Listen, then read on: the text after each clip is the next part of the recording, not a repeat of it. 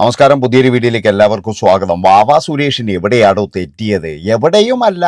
ഞാൻ പറഞ്ഞല്ലോ, ആദ്യം തന്നെ വേണ്ടത് എന്താണെന്ന് വെച്ച് കഴിഞ്ഞാൽ, പൊതുപ്രവർത്തകർ ചെയ്യേണ്ട ഒരു കാര്യം അവനവൻ്റെ കുടുംബം ആദ്യം നോക്കണം. അത് കഴിഞ്ഞിട്ട് മാത്രമേ നിങ്ങൾ മറ്റുള്ളവൻ്റെ കുടുംബം നോക്കാൻ പോകാതൂ. അതായത് അവനവൻ്റെ അച്ഛനും അമ്മയും സഹോദരങ്ങളും പട്ടിണി കിടക്കുമ്പോൾ മറ്റുള്ളവൻ്റെ കുടുംബം നന്നാക്കാൻ പോവല്ല വേണ്ടത്. കൃത്യമായിട്ട് എന്താ വേണ്ടതെന്ന് വെച്ചാൽ അവരുടെ കാര്യങ്ങൾ നോക്കി അവരുടെ കാര്യങ്ങളെല്ലാം ചെയ്ത് കഴിഞ്ഞതിന് ശേഷം നിങ്ങളുടെ കയ്യിൽ ബാക്കി സമയമോ പണമോ ഉണ്ടെങ്കിൽ നിങ്ങൾ മാത്രം മറ്റുള്ളവൻ്റെ കുടുംബം നന്നാക്കാൻ പോവുക. വാവാ സുരേഷിന് സംഭവിച്ചത് എന്താണ്? ഇപ്പോൾ വാവാ സുരേഷ് വന്ന് ഓരോ ചാനലിൽ വന്ന് കരയുകയാണ്. ഏതായാലും അതിലുള്ള ഒരു കരച്ചിൽ നമുക്കൊന്ന് നോക്കിയിട്ട് വരാം. എനിക്ക് ഏറ്റവും ആത്മാർത്ഥമുള്ള സുഹൃത്തുണ്ടായിരുന്നു, ഏറ്റവും നല്ല സുഹൃത്താണ്. അപ്പോൾ ഒരു തിരുവോണത്തിന് എന്നെ വിളിച്ച്, സുരേഷ് ഒരു കാര്യം ചെയ്യും, എൻ്റെ ഇന്നത്തെ തിരുവോണം എൻ്റെ വീട്ടിൽ ഞാൻ വരാൻ പറ്റില്ല ചേട്ടാ, എനിക്ക് ഇതാണ് വലുതെന്ന്. അപ്പോൾ എല്ലാ അവിടുത്തെ മക്കൾ 11:45 എന്നെ പ്രതീക്ഷിക്കും എല്ലാ തിരുവോണത്തിനും. അപ്പം ഞാൻ കഴിച്ചു, ഞാനിവിടെ നിന്ന് ഇറങ്ങി. ഞാൻ ചേട്ടാ ഞാൻ വരാം, പായസം കുടിക്കാന്ന്. അങ്ങനെ ഞാൻ ചെന്നു, എന്നെ വിളിച്ച് വീട്ടിൻ്റെ വരാന്തയിൽ ഇരുത്തി ഇരുന്നു. പായസം എടുക്കാന്ന് പറഞ്ഞു. ശരി, ഞാൻ പറഞ്ഞു ആയിക്കോട്ടെ എന്ന് പറഞ്ഞു. അരമണിക്കൂറായി, 3/4 മണിക്കൂറായി, പായസം കണ്ടില്ല, ആരെയും കാണുന്നില്ല. അപ്പൊ ഞാൻ വെറുതെ അയച്ചു അടുക്കളയിലേക്ക് പോയി. അപ്പൊ അവരെല്ലാം അകത്തുണ്ട്. അപ്പൊ ഞാൻ നോക്കിയപ്പോൾ ഇതുപോലെ ക്ലാസ്സുകളെല്ലാം ഇങ്ങനെ ഒരു 100ഓളം ക്ലാസ്, 10-50ഓളം ക്ലാസ്സെല്ലാം വീടിനകത്ത് ഇരിപ്പുണ്ട്. അപ്പൊ മോനെ മാത്രമല്ല, മോൻ വെളിയിൽ നിന്ന് ഓടി വരുന്നു, ബാക്കിൽ കൂടെ ഓടി. മോൻ ബാക്കിലത്തെ എവിടെയോ ഒരു കടയിൽ പോയി ഡിസ്പോസിബിൾ ഗ്ലാസ് കൊണ്ടുവന്നു എനിക്ക് പായസം തന്നു. അപ്പൊ ഞാനത് കുടിച്ചു. എനിക്ക് മനസ്സിലായി അങ്ങനെയാണ്. അപ്പൊ ഞാൻ ആ ഡിസ്പോസിബിൾ ഗ്ലാസ് തന്നെ കുടിച്ചിട്ട് എല്ലാം കഴിഞ്ഞ ശേഷം ഞാൻ അത് കളയാതെ മടക്കി എൻ്റെ പോക്കറ്റിട്ട് വെട്ടിക്കൊണ്ടു ഡിസ്പോസിബിൾ ആണ്. അങ്ങനെ ഒരുപാട് അനുഭവങ്ങൾ എനിക്കുണ്ടായിരുന്നു ഇത് ഈ മേഖലയിൽ. പക്ഷെ അതൊന്നും എനിക്ക് അവരുടെ ഇടുങ്ങിയ മനസ്സായിരിക്കാം, അല്ലെങ്കിൽ അവരുടെ ആ കാലഘട്ടത്തിൽ പാമ്പിനുള്ള അറപ്പോ വെറുപ്പോ ഒക്കെ ആയിരിക്കാം. അതുകൊണ്ടൊന്നും ഞാൻ വലിയ സംഭവമായിട്ട് കാണാറില്ല. ഒരുപാട് അനുഭവം. അതായത് സുരേഷ് പറഞ്ഞിരിക്കുന്ന കാര്യം എന്താണെന്ന് വെച്ച് കഴിഞ്ഞാൽ, സുഹൃത്തിൻ്റെ വീട്ടിൽ ഇതുപോലെ ഓണസദ്യക്ക് വിളിച്ചതാണ്. ഞാൻ പോകാൻ കഴിഞ്ഞില്ല, ഞാൻ വേറൊരു അനാഥാലയത്തിലായിരുന്നു. അതൊക്കെ നല്ല കാര്യം തന്നെയാണ്. പിന്നെ വേറൊരു കഥയും കൂടി സുരേഷ് പറയുന്നുണ്ട്, അതിനെ പറ്റിയിട്ട് നമുക്ക് വരാം. അപ്പോൾ ഈ സുരേഷിന് ആ സുഹൃത്തിൻ്റെ വീടിൻ്റെ അടുക്കള വരെ പോകാനുള്ള അനുവാദമുണ്ട്. അതുപോലെ തന്നെ എന്ന് പറഞ്ഞു കഴിഞ്ഞാൽ അത്രയും സ്വാതന്ത്ര്യമുള്ളൊരു വീടാണ്. ആ വീട്ടുകാർ അങ്ങനെ ഒരു കാര്യം ചെയ്യുമെന്ന് എനിക്ക് വിശ്വസിക്കാൻ കഴിയുന്നില്ല. ഉള്ള കാര്യം പറയുന്നതിന് എന്താ, അവിടെ ഗ്ലാസും കാര്യങ്ങളൊക്കെ ഉണ്ടാകാം. സാധാരണ നമ്മൾ ഓണത്തിന് എന്ന് പറഞ്ഞാൽ പായസങ്ങൾ കൊടുക്കുന്നത് ഡിസ്പോസിബിൾ ഗ്ലാസ് തന്നെയാണ്. ആര് വന്നു കഴിഞ്ഞാലും അത് തന്നെയാണ് ചെയ്യുന്നത് പല വീടുകളിലും. ഇന്നിപ്പോഴും എന്ന് പറഞ്ഞു കഴിഞ്ഞാൽ പല ആൾക്കാരും എന്ന് പറഞ്ഞാൽ ഡിസ്പോസിബിൾ ഗ്ലാസ്സിലാണ് പായസങ്ങൾ വിളമ്പുന്നത്. 2-3 തരം പായസങ്ങൾ ഉണ്ടാവും. ഇന്ന് പഴയ പോലെയൊന്നുമല്ല, ഒരു പായസമൊന്നുമല്ല. അങ്ങനെയൊക്കെയാണ് ഇന്നത്തെ മലയാളികളുടെ ഊണ് എന്ന് പറഞ്ഞാൽ. അപ്പോൾ സുരേഷ് പറയുന്നത് പോലെ അദ്ദേഹത്തെ അങ്ങനെ മാറ്റി നിർത്താൻ വേണ്ടിയിട്ട് മാത്രം അങ്ങനെ ചെയ്യുന്നുണ്ടെങ്കിൽ അവനെ ആ കൂട്ടുകാരനെ വിളിക്കാതിരുന്നാൽ പോരെ? ആ കൂട്ടുകാരൻ ഇങ്ങനെയൊരു കൂട്ടുകാരനെ വിളിക്കാതിരുന്നാൽ പോരെ? അയാൾക്ക് അങ്ങനെ കൊടുക്കാനുള്ള മടിയുണ്ടെങ്കിൽ. അങ്ങനെയാണെങ്കിൽ ഭക്ഷണം കൊടുക്കാൻ വേണ്ടി വിളിച്ചു, അതുപോലെ തന്നെ എന്ന് പറഞ്ഞാൽ പായസം കുടിക്കാൻ വേണ്ടി വിളിച്ചു, ശരിയാണ്. അങ്ങനെ വിളിക്കാണ്ടിരുന്നാൽ പോരെ? വിളിച്ചിട്ടില്ലെങ്കിൽ ഇവിടെ എന്തെങ്കിലും സംഭവിക്കാൻ പോകുന്നുണ്ടോ? അവിടെ ഡിസ്പോസിബിൾ ഗ്ലാസ് അന്വേഷിച്ച് പോയിട്ട് ഇയാൾക്ക് പോയിട്ട് പായസം കൊണ്ട് കൊടുക്കാൻ വേണ്ടിയിട്ട്. ഒരു കാര്യം ഞാൻ നിങ്ങളോട് പറയാം, കുറേ എല്ലാം സുരേഷിന് എന്ന് പറഞ്ഞാൽ ഭയങ്കരമായിട്ടുള്ള തെറ്റിദ്ധാരണകൾ ഉണ്ടാകാം. ഞാൻ പറഞ്ഞല്ലോ, എന്താണെന്ന് വെച്ചാൽ അരമണിക്കൂർ ചിലപ്പോഴും എന്ന് പറഞ്ഞു കഴിഞ്ഞാൽ അവർ ഗ്ലാസ് എടുത്തിട്ടുണ്ടാകും, ശരിയാണ്. എന്നാലും സുരേഷ് അങ്ങനെ പറയാൻ പാടില്ലായിരുന്നു ഒരിക്കലും. അങ്ങനെ ഉണ്ടെങ്കിൽ ആ വീട്ടിൽ പോകാതിരിക്കാം. അല്ലാതെ എന്ന് പറഞ്ഞു കഴിഞ്ഞാൽ ഒരു ഇൻ്റർവ്യൂ പിന്നെ സക്സസ് ആവുന്നതിന് വേണ്ടിയിട്ട് സുരേഷിൻ്റെ മനസ്സിൽ ഒരുപാട് വിഷമങ്ങൾ ഇപ്പോഴുണ്ട്. അതായത് സുരേഷിനെ എല്ലാവരും അവോയ്ഡ് ചെയ്യുന്നു, സുരേഷിനെ ഇങ്ങനെ ചെയ്തിരുന്നു എന്നുള്ള തരത്തിൽ. ഇപ്പോൾ ഒരു പ്രൊഫസറുടെ ഒരു കാര്യം പറയുന്നുണ്ട്. ആ പ്രൊഫസറുടെ വീട്ടിൽ പോയപ്പോഴും സുരേഷിൻ്റെ മഗ്ഗിൽ, അതായത് കക്കൂസിൽ വെക്കുന്ന മഗ്ഗിലാണ് വെള്ളം കൊടുത്തത് എന്നാണ് പറയുന്നത്. ഒരു കാര്യം ഞാൻ പറയാം, അതായത് അങ്ങനെയുള്ള സ്ഥലത്തുകളിൽ പോകാതിരിക്കും. അല്ലെങ്കിൽ എന്ന് പറഞ്ഞു കഴിഞ്ഞാൽ അവിടുന്ന് വെള്ളം ചോദിച്ചാൽ മഗ്ഗിലാണെന്ന് അറിഞ്ഞിട്ടുണ്ടെങ്കിൽ അവരെ മുഖത്ത് തന്നെ അവിടെ തന്നെ ഇട്ടിട്ട് വരണം. അതാ വേണ്ടത്. അല്ലാതെ എന്ന് പറഞ്ഞു കഴിഞ്ഞാൽ നമ്മൾ പിന്നെ വന്ന് പറഞ്ഞിട്ട് ഒരു കാര്യവുമില്ല. എനിക്ക് തോന്നുന്നില്ല കേട്ടോ, ഇങ്ങനെയൊക്കെയുള്ള മനസ്സുള്ള ആൾക്കാരുടെ വീട്ടിലൊക്കെ എന്തിനാണ് പോകുന്നതെന്നാണ് എനിക്ക് ചോദിക്കാനുള്ളത്. പിന്നെ മറ്റൊരു കാര്യം എന്ന് പറഞ്ഞാൽ സുരേഷ് ഇപ്പോഴും പറയുന്നത് എന്താ വെച്ചാൽ, ഞാനൊരു തട്ടുകടയിലാണ് ഇപ്പോഴും ജോലി ചെയ്യുന്നത്. സുരേഷിന് പണ്ട് KB ഗണേഷ് കുമാർ എന്ന് പറയുന്ന മന്ത്രി, അദ്ദേഹം വനമന്ത്രി ആയിരുന്നപ്പോൾ ഡെയിലി വേജസിന് വേണ്ടിയിട്ട് സുരേഷിനെ വനം വകുപ്പിലേക്ക് ജോലി കൊടുക്കാൻ വേണ്ടിയിട്ട് ഒരു തീരുമാനമുണ്ടായിരുന്നു. പക്ഷേ സുരേഷ് അന്നത് നിരസിക്കുകയാണ് ചെയ്തത്. കാരണം എന്താ വെച്ചാൽ, സുരേഷ് പറഞ്ഞ കാരണം എന്താണ്, ഒരു വനം വകുപ്പിലാകുമ്പോൾ അവരുടെ ആ ഒരു കീഴിലാണ് ഞാൻ ജോലി ചെയ്യേണ്ടത്. ഇവിടെ ആകുമ്പോൾ എനിക്ക് സ്വതന്ത്രമായിട്ട് ജോലി ചെയ്യാം.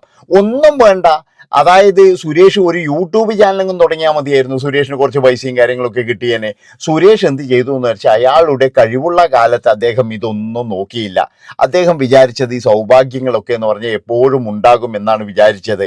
ഇന്നിപ്പോഴും എന്ന് പറഞ്ഞാൽ നമ്മുടെ നാട്ടിൽ പാമ്പൂർത്തക്കാരെ കൊണ്ട് നടക്കാൻ കഴിയാത്ത സ്ഥിതിയാണ്. കണ്ട അടലനും അടവോടനും സകലനും എന്ന് പറഞ്ഞു കഴിഞ്ഞാൽ പാമ്പൂർത്തമാണ് പണി.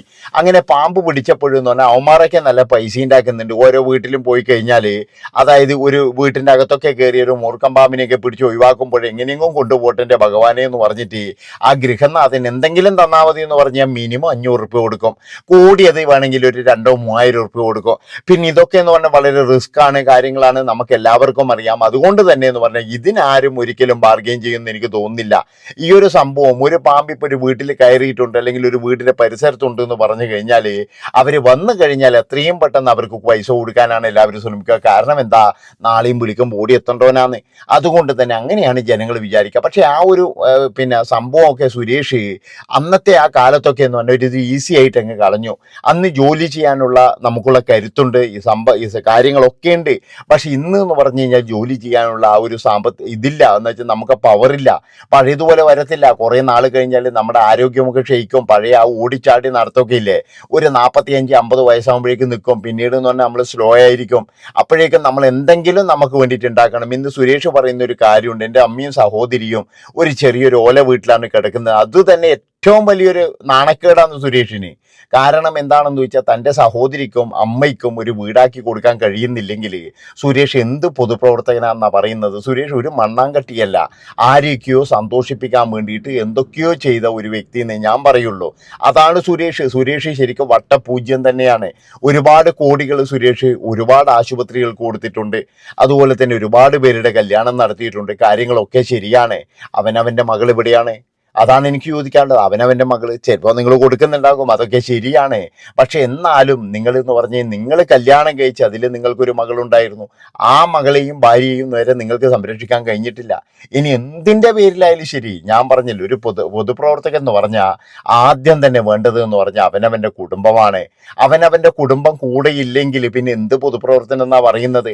മറ്റുള്ളവന് വേണ്ടിയിട്ട്, മറ്റുള്ളവൻ്റെ വീട്ടിലെ സന്തോഷത്തിന് വേണ്ടിയിട്ട്, അവരുടെ സമാധാനത്തിന് വേണ്ടിയിട്ട് നമ്മുടെ കാര്യങ്ങൾ ചെയ്യുമ്പോഴും നമ്മുടെ കുടുംബം ഇവിടെ നല്ല രീതിയിലാണോ, അല്ലെങ്കിൽ അവർ പട്ടിണി കിടക്കുകയാണോ, അല്ലെങ്കിൽ എനിക്ക് എന്നും പറയണം എൻ്റെ കുടുംബം ഇങ്ങനെയാണ്, ഞാൻ വീട് വെച്ച് കൊടുത്തിട്ടുണ്ട് പക്ഷെ എനിക്കാരും വീട് വെച്ച് തന്നിട്ടില്ല, എൻ്റെ വീട് കണ്ടോ നിങ്ങൾ, എനിക്കിങ്ങനെ എന്നും പറഞ്ഞുകൊണ്ടിരിക്കണം എന്നുള്ളതാണോ ഉദ്ദേശം? അതാണ് എനിക്ക് ചോദിക്കാനുള്ളത്. എല്ലാവരും കൂടി ഒരു കാര്യം ചെയ്യേണ്ടത് എന്താണെന്ന് വെച്ചാൽ, സുരേഷിൻ്റെ സഹോദരി ഇപ്പം ചികിത്സയിലാണ്, ഒരുപാട് പൈസ ആവശ്യമുണ്ട്. അതിനു വേണ്ടിയിട്ട് എല്ലാവരും കൂടിയിട്ട് എന്ന് പറഞ്ഞാൽ സുരേഷിന് എന്തെങ്കിലും ചെയ്യാൻ കഴിയുമെങ്കിൽ ചെയ്യുക. അത് തന്നെയാണ് വേണ്ടത്. കാരണം അയാൾ ഒരു പരാജയപ്പെട്ടു പോയൊരു മനുഷ്യനാണ്. വേറെ ഒന്നുമല്ല, അയാൾ എല്ലാവരും കൂടി പരാജയപ്പെടുത്തിയതാണ്. അയാൾ അത് ശ്രദ്ധിച്ചതുമില്ല.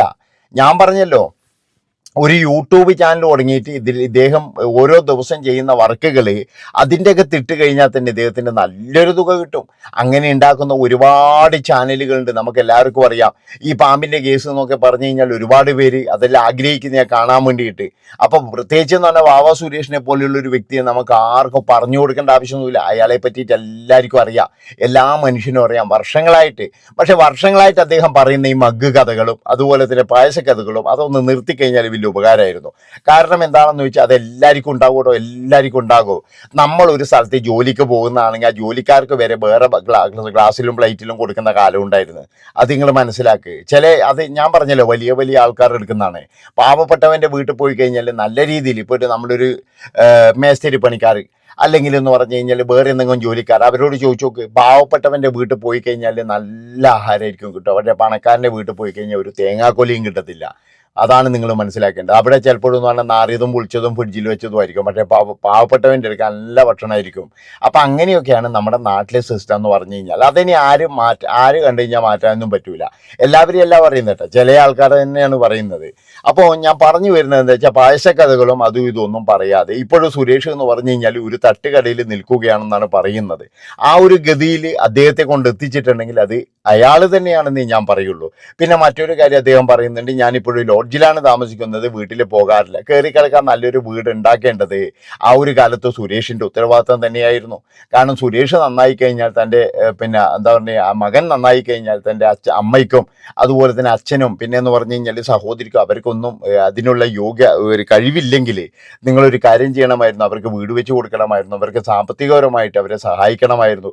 എല്ലാ കാര്യങ്ങളും എല്ലാ ചാറ്റിക്കാരും അല്ലേ ചെയ്യുന്നത്. എല്ലാവരും തന്നെ അവനവൻ്റെ വീട് നോക്കിയിട്ടില്ല. അവനവൻ്റെ വീട്ടിൽ പട്ടിണി കിടക്കുമ്പോൾ ആരെങ്കിലും മറ്റുള്ളവന് ആഹാരം കൊണ്ട് കൊടുക്കുന്നുണ്ടോ? ആരും കൊണ്ട് കൊടുക്കുന്നില്ല. അതൊക്കെ എന്ന് പറഞ്ഞാൽ വെറുതെ പറയുന്നതാണ്. അങ്ങനെ കൊടുത്തിട്ട് ഒരു ഗുണവും ഇല്ല. അവനവൻ്റെ വീട്ടുകാർ പട്ടിണി കിടന്നിട്ട് ഇങ്ങനെ നരകിക്കുമ്പോൾ മറ്റുള്ളവൻ ആഹാരം കൊണ്ട് കൊടുക്കുന്നു, മറ്റുള്ളവൻ്റെ കല്യാണം നടത്തുന്നു, മറ്റുള്ളവൻ്റെ ചികിത്സക്ക് പൈസ കൊടുക്കുന്നു. എന്താവശ്യത്തിനാണ് എന്ന് വിചാരിച്ച് എല്ലാവരും ചോദിക്കോട്ടെ, ഇപ്പോഴും നീയാണോടാ ചികിത്സ നടത്തുന്നത്? ഒരിക്കലും അല്ല. ഞാൻ ഒരു കാര്യം പറഞ്ഞു എന്നേ ഉള്ളൂ. സുരേഷിനെ സഹായിക്കുക തന്നെയാണ് വേണ്ടത്. ഞാൻ പറഞ്ഞല്ലോ, അയാൾ ആ ജോലി കിട്ടിയ സമയത്ത് ജോലിക്ക് കയറിയില്ല. ഡെയിലി വേജസ് ആണെങ്കിലും അന്ന് കയറിയിരുന്നുവെങ്കിൽ ഒരുപക്ഷെ എന്ന് പറഞ്ഞാൽ അദ്ദേഹത്തെ സ്ഥിരപ്പെടുത്തിയേനെ. അങ്ങനെയുള്ള എന്താ വെച്ചാൽ അങ്ങനെയുള്ള ഒരു മന്ത്രിയായിരുന്നു അന്നത്തെ ആ ഒരു കാലത്ത്. അദ്ദേഹം കൊടുക്കാമെന്ന് പറഞ്ഞതുമാണ്. പക്ഷെ അന്ന് സുരേഷിന് അത് ഏറ്റെടുക്കാൻ കഴിഞ്ഞില്ല. അയാളുടെ വലിയൊരു പരാജയം തന്നെയാണെന്ന് ഞാൻ പറയുള്ളൂ. അതുകൊണ്ടാണ് ഞാൻ പറയുന്നത്, അവനവൻ്റെ കുടുംബമാണ് ഇപ്പം നമുക്ക് വലുത്. അപ്പോൾ എല്ലാവരും എന്ന് പറഞ്ഞാൽ അത് ശ്രദ്ധിക്കുക. അതുപോലെ തന്നെ പഴശക്കഥകളും മഗ് കഥകളൊക്കെ അങ്ങ് വിട്ട് കളയും സുരേഷേ. അതൊക്കെ തന്നെ എല്ലാവർക്കും ഉള്ളത് തന്നെയാണ്, താങ്കൾക്ക് മാത്രമൊന്നുമല്ല. നന്ദി, നമസ്കാരം.